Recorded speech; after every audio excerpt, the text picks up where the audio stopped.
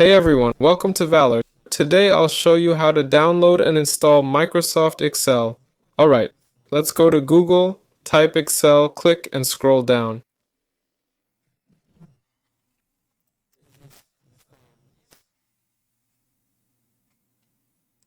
Here we have Microsoft 365 Personal, which lets us use Excel offline and download the program.